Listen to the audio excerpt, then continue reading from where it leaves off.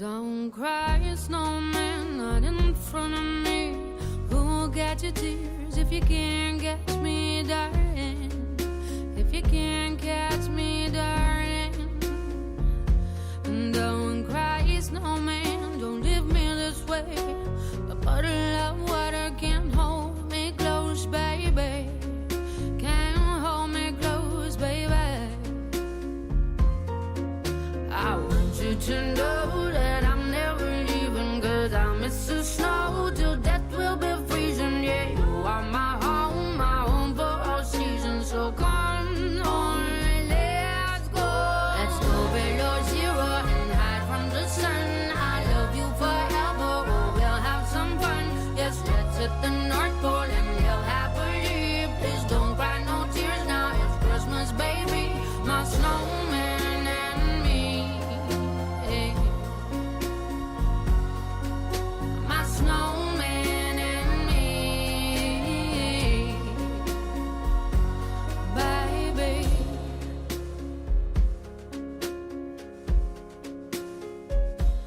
Don't cry, snowman, don't you fear the sun. Who'll carry me without legs to run, honey? Without legs to run, honey. Don't cry, snowman, don't you shed a tear. Oh, hear my secrets if you don't have ears, baby.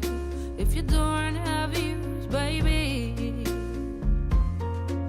I want you to know that I'm never leaving, 'cause I miss the snow till death will be freezing. Yeah, you are my home for all seasons. So come on, let's go. Let's go below zero and hide from the sun. I love you forever, oh, we'll have some fun. Yes, let's hit the North Pole and live happily. Please don't cry no tears now, it's Christmas, baby. My snowman and me. My snowman and me, baby.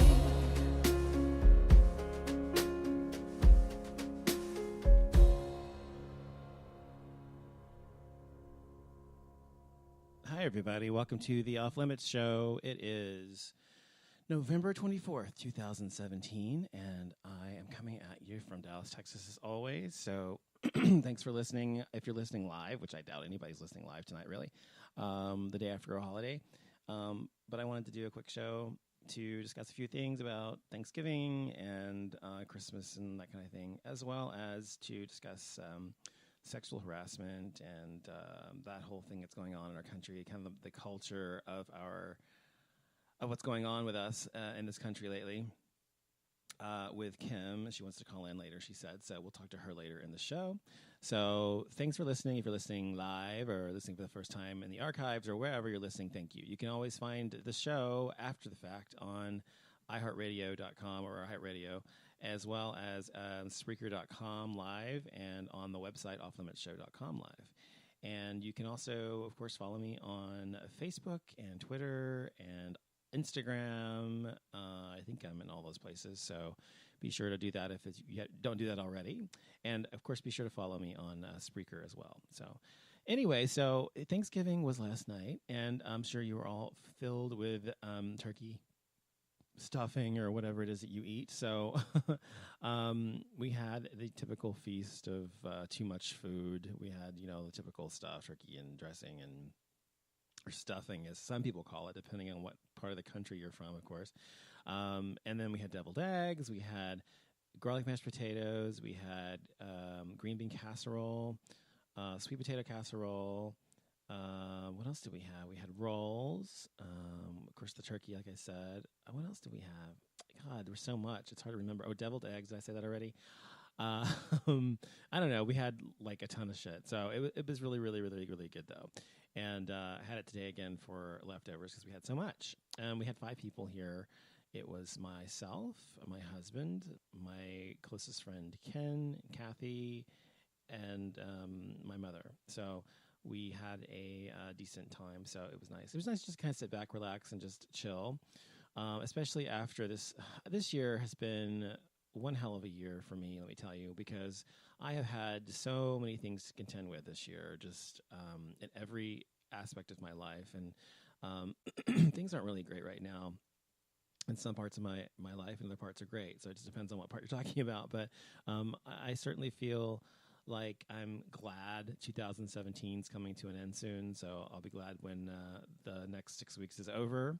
Not only because it'll be a fresh start in 2018, but also because, of course, it will be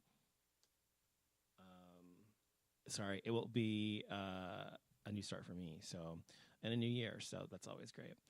Anyway, so Thanksgiving, for most people, I think, I don't know what happened with your Thanksgiving this year, but most of the time, most people go to their families and intermix or whatever, intermingle with their extended families, like cousins and aunts and uncles or whatever, that they don't always see.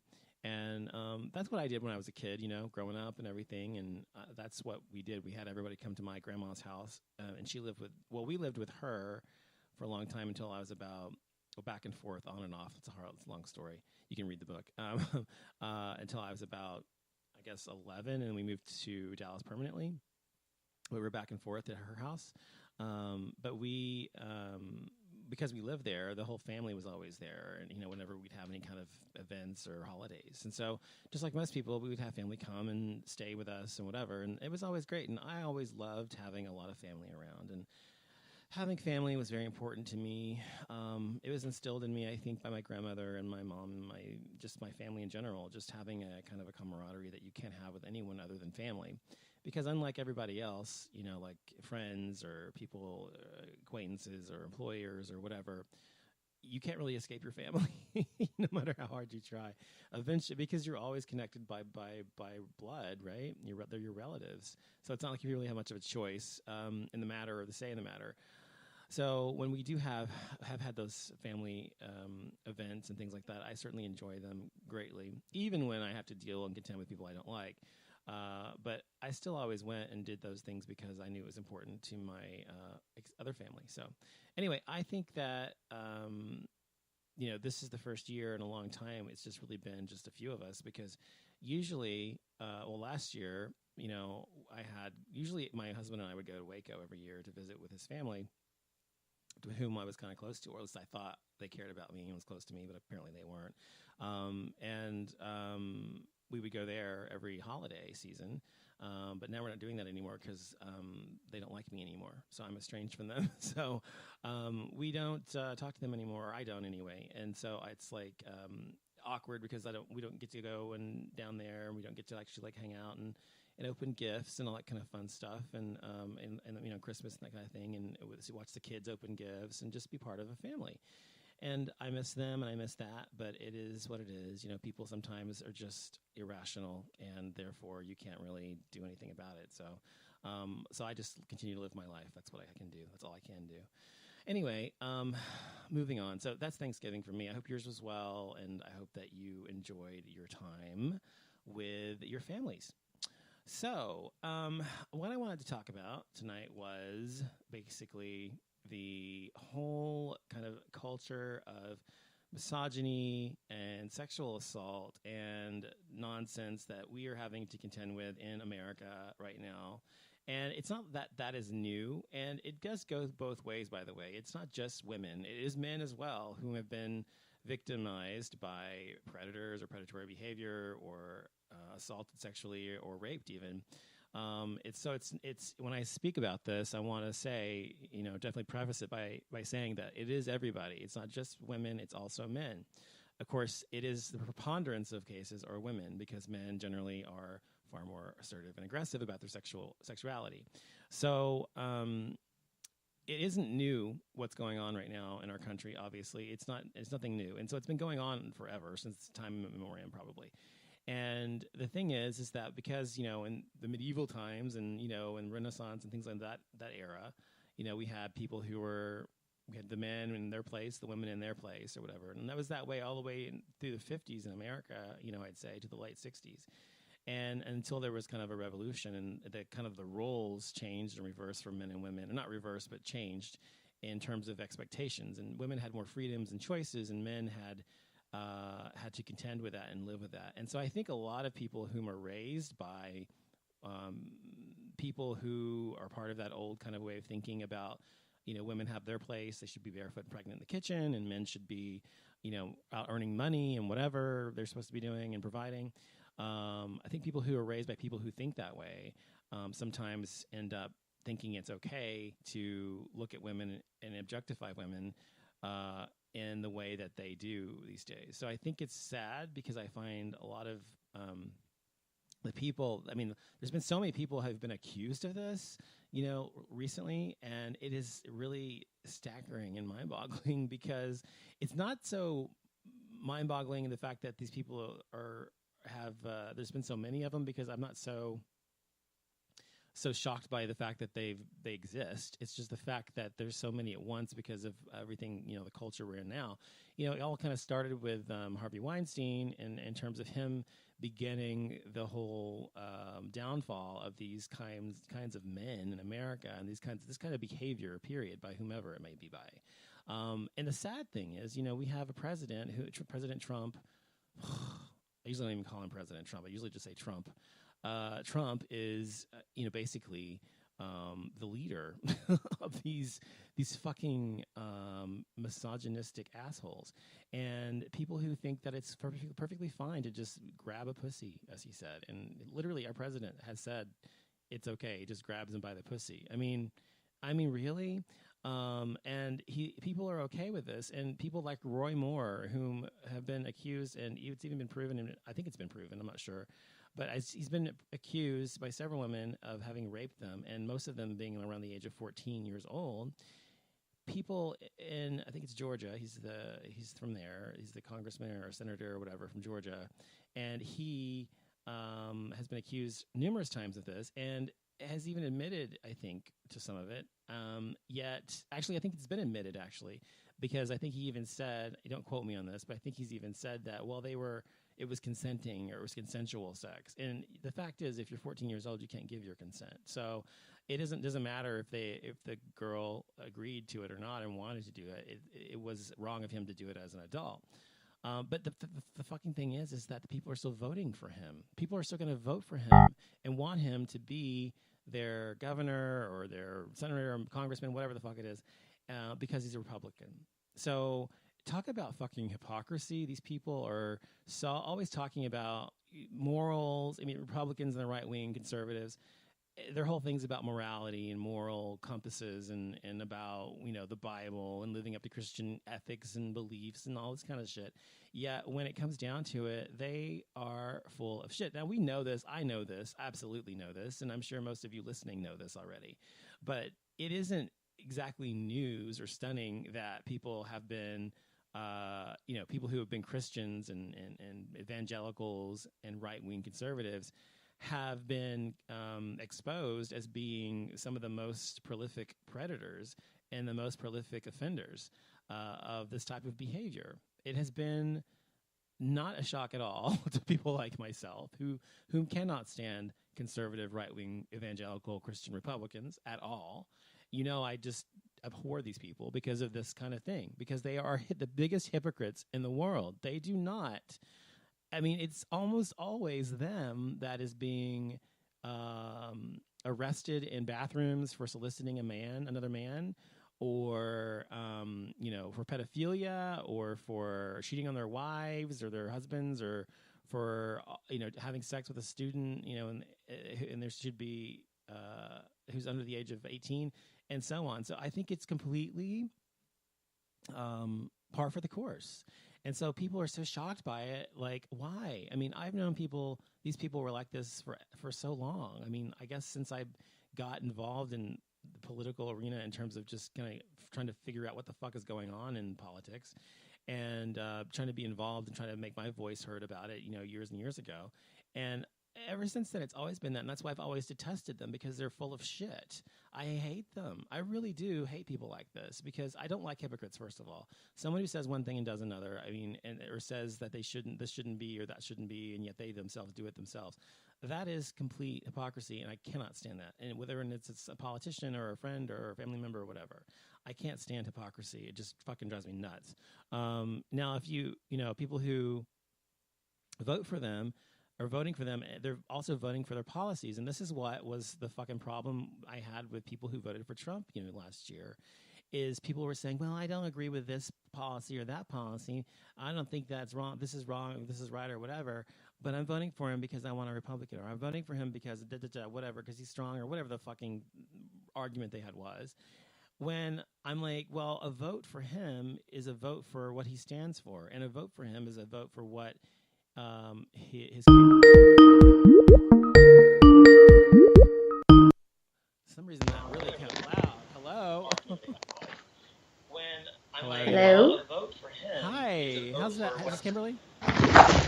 Hey, can you hear me? I can hear you. What's going on?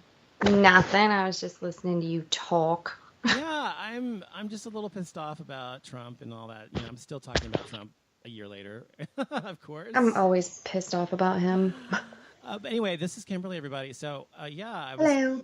What did you want to say? Let's talk about it real quick before we'll switch back to that later. But let's talk about what you wanted to talk about tonight real quick. Well, you mentioned the Roy Moore thing. Yes. And, everybody was just appalled, and how, these poor girls, and how dare he, and which I was appalled as well. Yeah. But then when the Al Franken thing came out, and then all of a sudden she was a lying whore because she posed in Playboy, and she did this and she did that because he was a Democrat and he was being set up by Republicans. And I have no idea what happened. We weren't there. Right.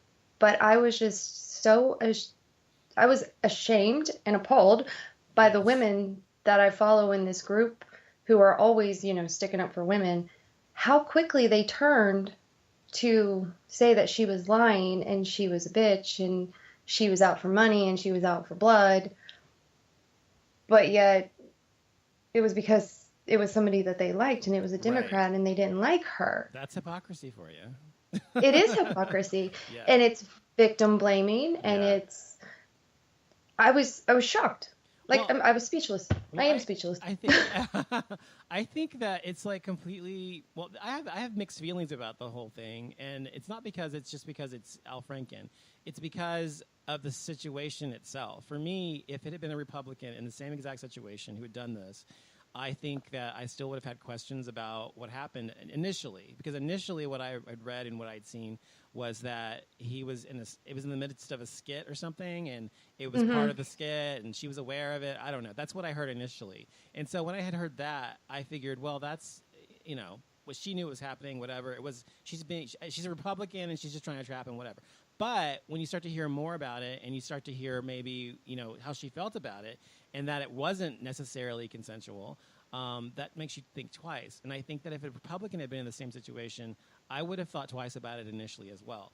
But at this point, I think Al Franken has probably, there's the problem I have with this, though, Kimberly, is that there's 3 women who've accused him, and one of them is what's her name again? Leanne Tweeden, I think. That's it, yeah. Yes. She's the only one that's been identified thus far. And the other 2 people they can say they're anonymous, and I don't like that. They're anonymous. I understand why you might want to be anonymous, especially in something this sensitive. But I also think that if you're going to accuse somebody of something like this, that you need to be able to come in front of everybody and say it. Do you think that that's okay that they're staying anonymous or not? What do you think about that? I have mixed emotions on it just because of my own situation in the past. Yeah. But I think eventually they would need to come out and be able to back up their story. But after seeing what people have done with her, they may never. They may just drop it. They're afraid to. And that's the problem. That is the problem. And either women are afraid to come forward because of what you just said. They blame the victim, like you said, and then they slut shame them or whatever, even though they're not a slut, but you know what I mean. They slut shame them and things like that because they're deemed to be, and that's what's so stupid is like, okay, she posed in Playboy. First of all, I don't like her because she's a conservative. Okay, I don't care what she does. Right. So she's a conservative. I don't like you anyway. But the fact that you posed in Playboy does not mean that you said it was okay for him to touch you. It doesn't mean that makes it okay. It's like if you're somehow okay with your body and you're somehow okay with being in a magazine naked, then that means everybody's fair game on you, and that's bullshit. I think Right, that people it is say bullshit. that. Yeah, and I get how you feel about that, and I certainly think that as a woman you must be. I mean, that's what I wanted to ask you. As a woman, these days, don't you find the culture to be shifting in a way, or at least giving more accountability for what men are doing or have done in the past because of what's happened with Harvey Weinstein and all that? I think it's good that people are coming forward and more people are able to talk about it. They feel like now they have a voice, that whole Me Too campaign. And I do think that women are able to come forward and not feel as shamed as before. Right. But I also worry that we're still focusing on the wrong problem. I have 2 daughters. Yeah. I'm still making sure that they know how to behave in certain situations.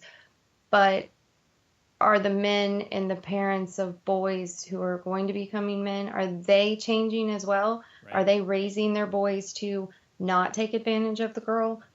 Right. Or is it just us parents raising our daughters to make sure that they're aware in certain situations and what is right and what is wrong? That still, in my opinion, needs to change. I agree, and I think that it's not going to change for a long time because as long as we have President Trump, it's not 45.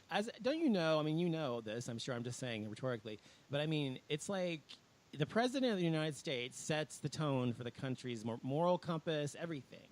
And what he does, since we've never had a she yet, but so what he does, it really kind of sets the tone. So if he's saying it's okay to grab a woman by the pussy just because you want to, or do these things, and he's been accused of assault many times and rape even, and not ever have been held accountable or any major investigation into these things. So it makes it seem for men especially that it's perfectly feasible for you to rape a woman or harm a woman or assault a woman, and it's your right as a male to do that. That's the kind of message he's sending. And I completely agree. yeah, and so I'm saying that what you're saying about how are the mothers and the fathers raising their children in a fashion that will allow them to understand that this is not acceptable behavior. As much as they can do, that's great. But I think as long as you have the president of the United States and an entire party that's supporting this kind of behavior, it's going to be really hard for a parent to necessarily teach their child that this isn't okay. Because you have the leader of the free world, unfortunately, saying that it's fine. Right. So right. When actually I've had that exact conversation with the few people in my world who are Trump supporters. Yes. And I have said those same things, not in the same words, but in my way. Yeah. I wasn't gung-ho wearing a Hillary t-shirt, but I would have rather had her as the president of the United States than what we have for many reasons. But the one that I've said was because I have 2 daughters. I want them to be able to have control over their bodies. I want them to be able to say to themselves, you know what, I can grow up and I can be president of the United States because she did this and she paved the way for us. Right. And now we have little boys who can grow up and, go out on a date with somebody and say, well, what do you mean you're not going to do whatever I want? The president of the United States said that I should be able to get whatever I want because I'm a male or I'm a white male or I'm whatever. Mm-hmm. I have a penis. Mm-hmm. So instead of saying to my daughters, look, you can become president of the United States because Hillary did it, now I have to say, you need to make sure that you protect yourselves because the president of the United States has given full reign for people to just go around doing whatever they want. Yeah. And it's terrifying. Yeah. Go ahead. No, it's terrifying. Yeah, I agree. Yeah. I agree. And what you were saying about your daughter and trying to raise her about, trying to protect her and protect herself in the future and as she ages and grows up, and that's important. And I think also there was a story recently about how the Girl Scouts is no longer requiring them to give hugs to people they meet. I don't know if you read this or not, but it was about the fact that they felt that they should never make a girl hug someone if they don't want to. If they want to hug them, fine, right? But they shouldn't if they don't want to. And I thought that was very interesting because to me, I mean, I'm as a gay male, I think, I mean, I certainly, and I grew up with women, like a bunch of Southern women around me all the time. So I know women very well, and I understand a lot, as much as I can as being a gay man anyway, a lot of what you guys go through and you've had to endure, sexual harassment, things like that. And so I understand also how a lot of times with family and things like that, people will, an uncle or whatever will want you to hug them. Oh, come give me a hug or whatever. And that can kind of lead to something else because they're a pedophile or something. You know what I mean? So I think it's important. I think it's great that they have stopped requiring the girls to hug people because they felt it was a feminine trait or whatever they thought, you know, being nice or whatever. And you shouldn't have to be nice to everybody if you don't want to be nice to them. No, and I was not really raised that way per se to be nice, but I was raised in a household where my father pretty much ruled everything. Yeah. So I fell into that as, you know, a young or an older teenager, a young adult, and I got myself into some situations I shouldn't have gotten into, well, because, well, you know, it's fine. It's not a big deal. And other than the situation that, you know, we've discussed, you know, other times, you know, nothing major ever happened, but, you know, I've done things that I didn't really want to do because that was what I was supposed to do because I was the girl, he was my boyfriend, he was my husband, he was, you know, whomever. Right. And I don't want my girls to feel that way. I don't want my girls to hug somebody because they don't want to. I don't want my girls to, you know, have to kiss somebody, well, because he's the quarterback. Who cares? You know, do what you want to do. Don't worry about what other people want you to do. Right. And I think also women, you know, you guys, unfortunately, I mean, I'm thinking about the way the American culture is, and it raises women and men and how different it is. And it goes for gay men or straight men or heterosexual women or whatever. I think all of you have, or gay women too. I think all of you as women have this, this I don't know, what's the word, directive or whatever that's kind of unspoken, that somehow your sexuality is currency. And you know what I mean? And so you can trade on that because men are visual creatures and men are sexually aroused visually. And so I think that's why women have always, you know, not always, but I mean like, a long time ago in the 40s and the 50s, all the way up to the 40s and 50s and 60s, were wearing lots of makeup and things like that to attract men and whatever. And that's how they wanted to make themselves pretty, whatever. And it wasn't for each other. And to some degree it is. But I'm saying generally I think that I think that people who think the way Trump does and people who think this way, that it's okay, think that basically, you know, okay, well, I took you to dinner. So you got to give me a blowjob, or you know what I mean, or I did this or whatever. And the same shit happens to gay men too, believe it or not. But I think in a different way. But do you think that that's true? That women are seen sort of like a commodity like that? Well, I think that women are, well, in my generation anyway. I mean, I'm 41, but I think I was raised that way, but I didn't realize I was raised that way. Yeah. And now I realize that I was raised that way. I mean, I wasn't, from the age of like 14 or 15, I wasn't allowed to leave the house without lipstick on. My mom wasn't allowed to leave the house without lipstick on because my dad didn't want somebody to see his daughter and his wife out, you know, looking a hot mess. And because we had to look good because we were representing him. Yeah, exactly. That's exactly right. Yeah. And it's just little things like that. I mean, my dad used to tell me that my ass was getting big. I was 15 years old. I'm like, seriously? Wow. I mean, just weird things like that. And it's like, so I always had to look good. I always had to be sweet. I always had to be nice. I always had to, you know, and it's not good. It's not the way to be. And we've got, you know, Cheeto boy up there in Washington, D.C. That's what he's all about. He's got his wife standing next to him to just reiterate that to all the little girls out there in the world. Yes. If I'm pretty and I'm, you know, quiet and demure, maybe I'll marry a millionaire and I can be the, you know, president, whatever she is. What is she? She's the first lady. Supposed to be the first lady, but she doesn't really act like one. But she's the flautist. Yes. I think also, I mean, it's interesting you said that because I think it's like with Melania, everybody's like, oh, isn't she beautiful? She's so pretty, so well put together. She dresses so well, blah, blah, blah, blah, blah. And so they praise her for her beauty, which, by the way, beauty is not something that you earn. It's something that you just are born with, I mean, whether you're pretty or not. I'm sorry. It's the truth. I mean, you can make yourself more attractive. You can make yourself more. So some people are more beautiful than others. That's just a fact in terms of what is considered conventional beauty.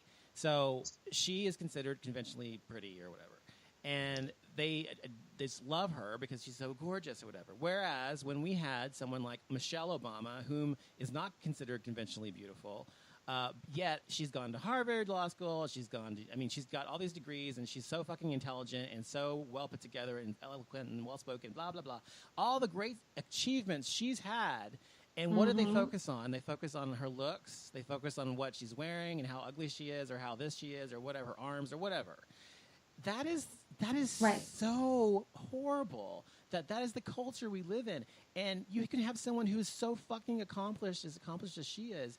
And as far as first ladies go, I can't think of one other than maybe Hillary Clinton, who was equally as, accomplished. And the same thing happened with Hillary Clinton. They just tore her down because and I think that the truth is, though, is that I know this, men, like heterosexual men, are threatened by women who are smarter than them. I really think that's true. And so, I would agree with that, absolutely. And so the beauty thing is just something that they can easily, pick on because they aren't necessarily considered conventionally beautiful. But anyway, yeah. So back to Al Franken, though. He said in his apology, I'll just say this so people know. He said, "I'm a warm person. I hug people. I've learned from recent stories that in some of these encounters, I crossed a line for some women. And I know that any number is too many." And he also said, "Some women have found my greetings or embraces for a hug or photo inappropriate, and I respect their feelings about that.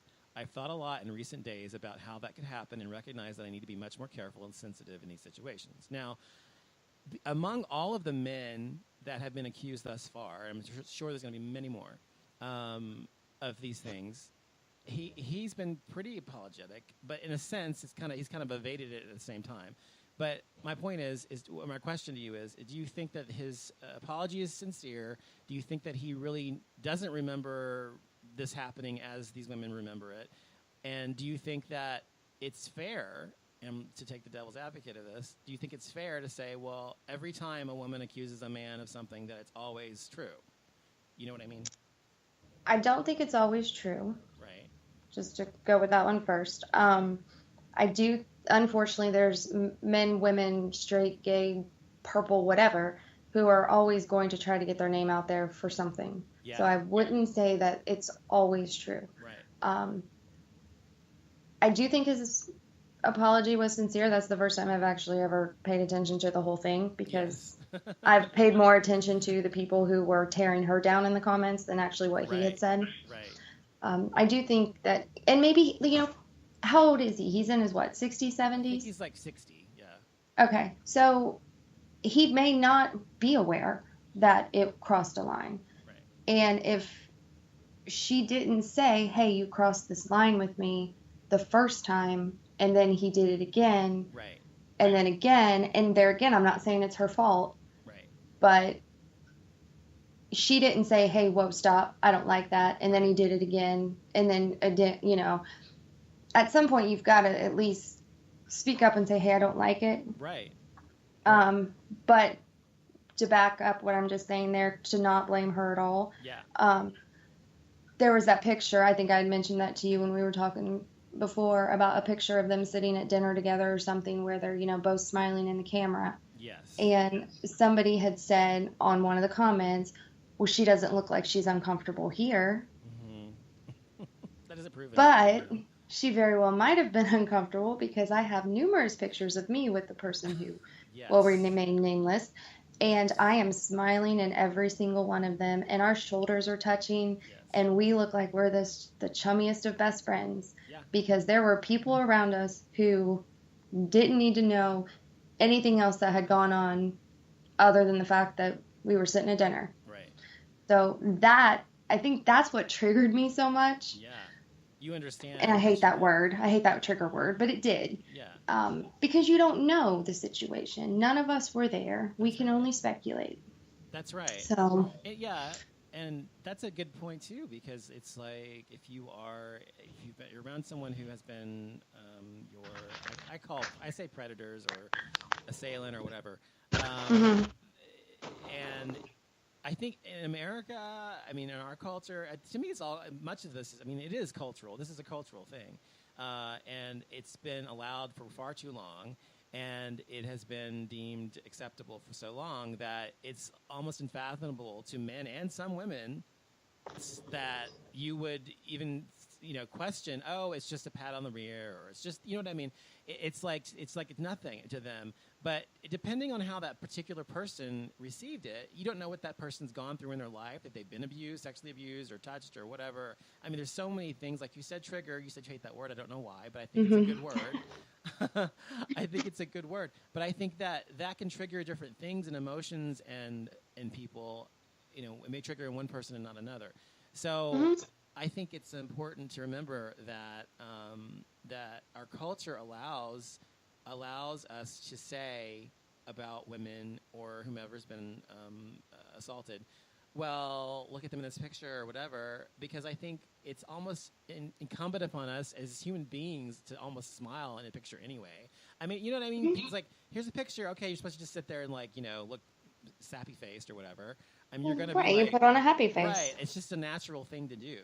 So it doesn't really mean anything because, as you yourself said, you're beside someone you abhor, yet you absolutely smiled. So I think it's absolutely great. That's a great point. Everything you've made's been a great point. I think it's a really good point. And I think that it's unfair to blame women or men or anybody who is the victim, absolutely. But I also feel, because I am fair, I try to be fair about things, it's important to know if these things happen, that they should be investigated, first of all. And once we know what happened through the investigation, then you should reserve judgment until that point. Now, I'm not saying you should say that she's lying or he's lying until that happens. I'm just saying you should, until you know more about the situation, you shouldn't necessarily say it's true.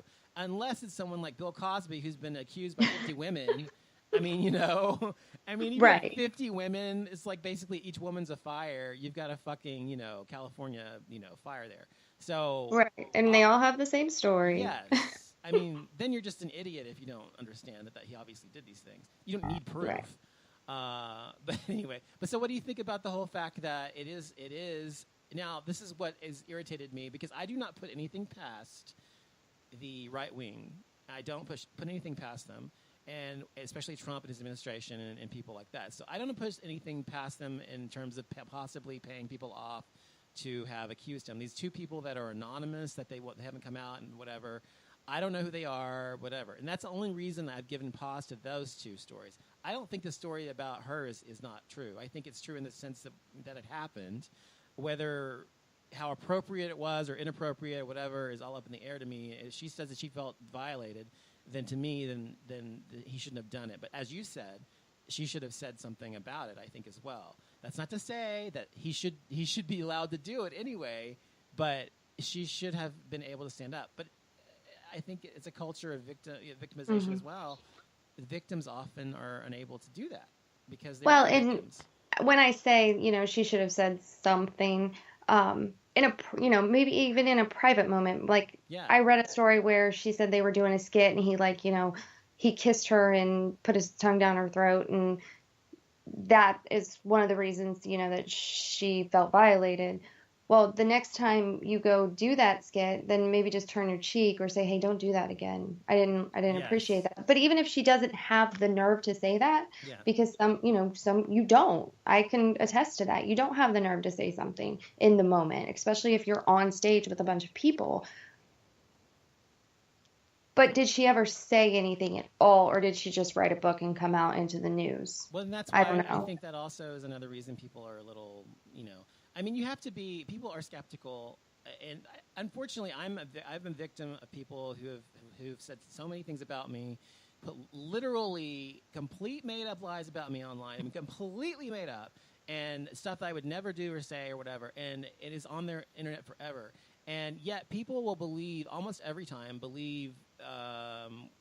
whatever someone's accused of, even if it's not been proven or if it's complete bullshit, because it's just our nature to well, where there's smoke, there's fire to some degree, so it must be true. And I think we also have a kind of lascivious nature or need to know about these things and the intricacies of them. So I don't know if my point is I don't know if just because she accused him of this doesn't mean it's true, except for the fact that he has, if he were to admit it, obviously that's different. I don't know what I'm trying to say. Do you know what I'm trying to say? I know what you're saying. Okay. And, I don't know if it happened either. And my whole problem with it was the fact that it went from, oh, here's another, political person or well-known person who's sexually assaulted somebody or crossed a line with them to, she's a lying bitch, she's a whore, look at her, she kissed that guy, oh my goodness, she's in Playboy. And it just immediately turned to her being under investigation in the microscope. Yes. Because, and there again, these are the people that I'm following who are, anti-Trump and, those type of people. I haven't read the other side of the story. Right. I'm just going on this particular webpage that I follow. Right. And they all immediately turned on her because of her career or the things that she's done. And that's more what bothered me than whether or not it actually happened and if, she patted a soldier on the butt or whatever. Right. I was like, I don't care if she did that. She should be able to walk across the stage naked and not one man should touch her inappropriately. Unless she says it's okay, then... Exactly. And the soldiers should be able to parade across naked and nobody should touch them, male or woman. Right. You're right. That's absolutely right. That was my whole thing. It immediately became, she's a whore, she's a bitch, she's a lying cunt.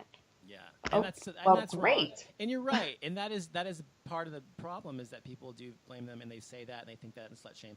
And I don't know if I'm trying to think of another example like lately. Let's talk about, you're talking about this on the same topic or same line of thought. For example, for example, one reason I love Madonna so much is because Madonna has always been unapologetically sexual and open about her just being open about sexuality. And most women are taught, as we were talking earlier, to be very demure and, whatever.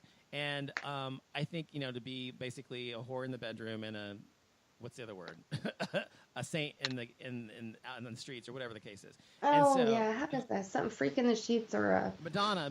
It's like Madonna, like literally Madonna complex or whatever. Well, Madonna whore complex. Yes, that's it. Yeah. So I think it's interesting that we have this culture, and the reason she was so popular when she came out in the 80s, 90s, and whatever, is because she broke all these taboos and stuff, and saying a woman can do this, whatever, and she can still have sexuality and be a woman and be overtly sexual and still be in control and still make it. It has to be. She has to give him permission to do it. But the point is that she still had the power and the control, and I think so many men hate Madonna. I think because of that, conservative men, because they look at her as basically the antithesis of everything they think a woman should be, and so I'm choosing her as an example of the fact that our culture is so fucked up that it's okay for a man the double standard we have. It's okay for a man to do almost everything that we have talked about today that this woman has done. Like if for a man were to pose in, I don't know, Cosmo or I don't know, whatever the fuck it is, Playgirl or whatever. Calvin Klein underwear ads. Yeah, or whatever. Exactly. Half naked. Yes. Nobody thinks a thing about it. Oh, he's hot or he's so masculine, whatever.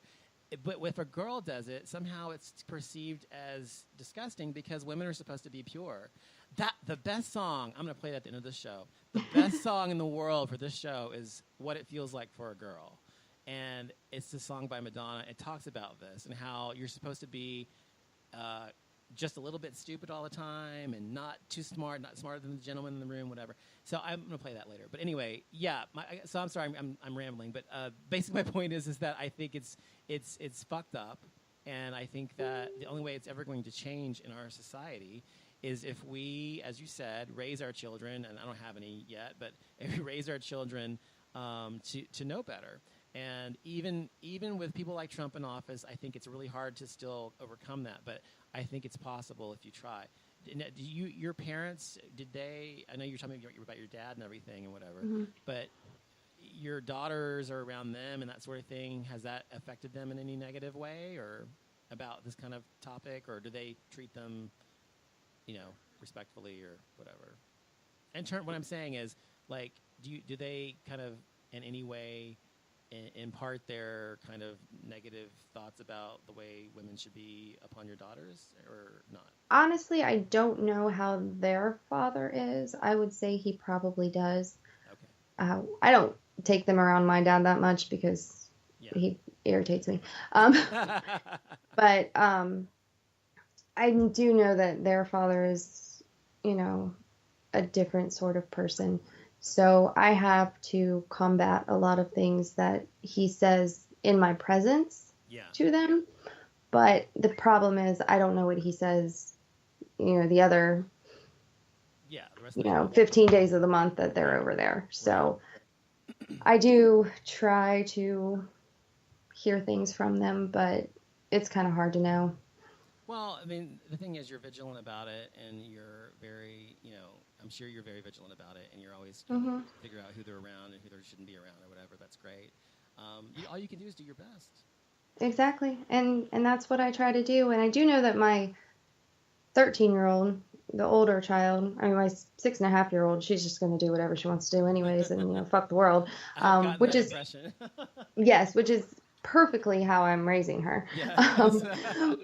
But my older daughter is more people pleaser, which is kind of what worries me. And that's what exactly. But she is also, luckily with this new generation, with the LGBT rights and, people being gay in high school and junior high. I mean, she's got friends who have already come out and she's only in 8th grade. Wow. And they don't even think twice about it. It's just like, what's the big deal? Which is great. I think that's fantastic. That is great.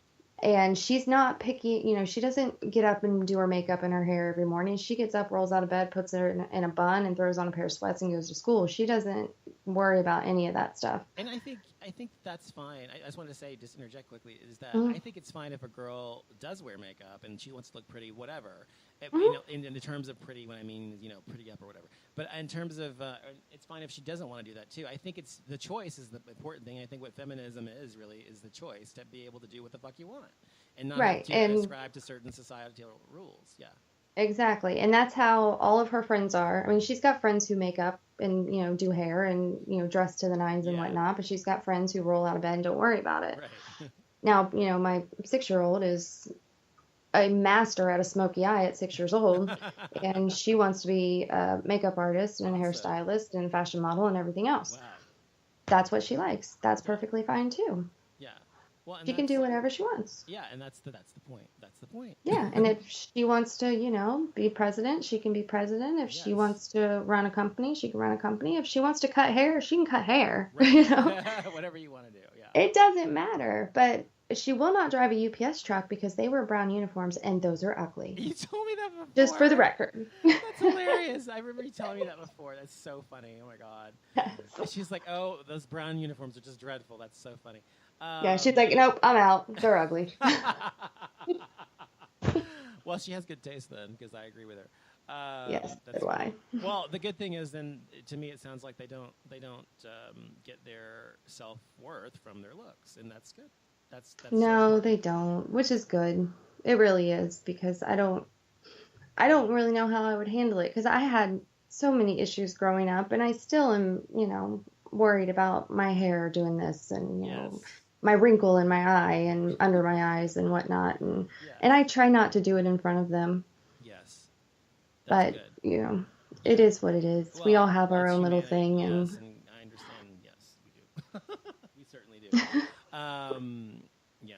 Well, I think that's interesting. That I think it's good. I mean, I don't know just before we go, I don't know what the answer is to solving this, other than what we've discussed about teaching children, whatever. But I think in terms of adults and in terms of society, the people who are already grown up and everything and already believe these things in the negative sense, I think that it's just a matter of women speaking up, standing up, and fighting back, even when it's difficult, when it's hard to do, when it's emotionally almost impossible. I think if you can push through that, I think that will make a difference. And the reason that we're having such a sea change, it seems, at least at the moment, in how people are responding to harassment in the society and misogyny and whatever, is because people are standing up and speaking about it. So that's why it's being deemed this is not okay anymore. Even though it's been that way for millennia, people are now saying no more. And that's because people are standing up. And so people like you and your daughters and people that agree with you and people like myself. And that's the other thing, you know, I said when I marched in the Women's March last year here in Dallas.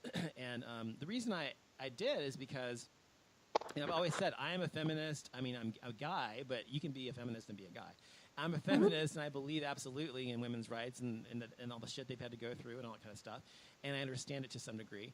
And so I think that the gay community and other communities, whatever marginalized communities there are out there, whether it's blacks or whatever, I don't know, whatever, are, you know, should come together and support one another. And that's why one reason I was there, I was thinking the gay community should support the women's community and vice versa. And I think that makes a difference. And so if we support one another in our causes, and I think that will make things happen faster. So I think if you can get involved in that, I don't know if you're the kind of person to get involved in that kind of stuff or not. Are you really not, or like activism? I am very outspoken about the Planned Parenthood, abortion rights. Oh my God. And yes. like that. So yes. That's good. Well, you should get involved with an organization in where you are, because I think it's important. I try to do what I can when I can. I mean, I have to admit I'm lazy sometimes and I don't want to fucking go, but I sometimes I do anyway. Because you know, it is a commitment. And so if you do join an organization, whatever it might be, you know, go every once in a while to the marches or whatever the meetings are, and just try to make a difference that way. So I think that's my answer to how we can make a difference in terms of, you know, ourselves as adults on society, is just one by one by one by one by one by one by one. So. Mm-hmm. Oh, I agree. And I think open-mindedness too. We have to keep an open mind. We have to stop oh, you're a Republican, you're a Democrat, you're a man, you're a woman, you're black, you're white, whatever. Yeah. We all have to just look at things as, you know, look at the 40,000 foot view and then work your way down and figure out what's going on as human beings, not Republicans, Democrats, whatever. Right. That's the only way that things are going to change. And I know it's a huge, tall order because we are so divided on so many things, but we're so you know, if we just started like in your community, in my community, with, you know, my girls and their friends or whomever, just stop labeling and start getting to know people. I think that's a lovely sentiment, but I have to disagree with you to some degree, and I'll tell you why. I think it's a lovely thing to say, and I think that I would love to be all kumbaya about it myself. However, I think to an extent you're right, and the reason I say that is because when it comes to Republican versus Democrat or liberal versus conservative, you're talking about a difference in ideology. You're not just talking about a difference in party. Like a party is an ideology basically. But what I'm saying is, if you're talking about a Republican whom is a racist, homophobic, misogynistic asshole like our president, basically, you know, if you're talking about someone like that who is a Republican, I have no time for that, and I have no respect for someone who is that way, because you're talking about human rights. So you take out human rights out of the equation, for me personally anyway, you take that out of the equation, because I think human rights is the most important thing. I mean, you're a fucking human. You have to have fucking human rights. So you've got to live in this fucking world. So it's important to have those. Now, if you take that out and you're just talking about fiscal stuff, financial stuff, whatever, fine, whatever. Yes, I can come to the table and talk to you about that all day, whatever, fine. But when it comes to human rights and stuff, to me, that is non-negotiable. So right. I agree with you there too. Yeah. So I'm just saying, when people, because I've heard that before from people, and they're like, you should just find common ground, blah, blah, blah, blah. How can you get past oh, black people are inferior, women are inferior, gays are inferior, or whatever. I mean, you're all going to hell, blah, blah, blah. How can you get past that when that's all you hear from someone you're trying to actually have a fucking conversation with them about it in the first place? So you can't even get to the point where you can find common ground when someone isn't even on the same playing field as you. So I think that is because the way they think really is completely different, and there's literally proof, like psychologically proven. I mean, I could find the fucking articles and send them to you and tell people on here about that. But that it is true that Republicans and conservatives, their brains work differently than liberal brains work, and they're generally not as intelligent. I'm sorry, but that's the truth, okay? So it is the truth. And I'm not saying that it means that they're necessarily just like the stupidest people in the world, because they're not, but it means that they generally are more sheep thinking, like, sheep-like in their thinking. They're easier makes led. sense to me. Yeah, they're easier led than we are, and we're more of a rebel, I guess. I don't know, whatever. Well, and I think that might go back to if they're, I don't know, are they less motivated? Is that in there somewhere where they're less motivated than I don't liberal? know. I don't know that it said less motivated. I think that it just said basically that they were Or less ambitious, or I don't know. Well, yes, in a sense, because what they want a leader. They want someone to tell them what to Right. do. So in a sense, they are less ambitious. If you Yeah, that's kind of what I was thinking, is like they'll just put all of their eggs into one basket and believe everything that person says because they don't want to do the work themselves. Right. So Actually, they'll just, Yeah, actually, it used the word authoritarian. They love authoritarians, and that's what Donald Trump is, basically. So they love someone who will just basically say, I'm going to take care of everything. You don't worry about that over there. Just let me worry about it, and I'll do everything myself. And okay, whatever you say, big leader. Basically. So that's what they like, in generally, and that's obviously paring it down to very, very basic, things here, but obviously that's the basic tenet of how they think. So I'm just saying that I think that although what you said is absolutely right, I would love to I've tried that. You know how many times I've tried to have a rational conversation with someone who thinks that way, and all it is like, well, you're a fucking faggot, or you're a fucking nigger, or you're a fucking whatever it might be. I don't know, whatever they can fucking think of. I mean, seriously, you can't have a conversation with someone like that. So it's just impossible.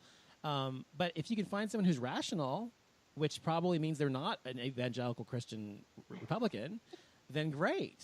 But until you find that person, true, yes.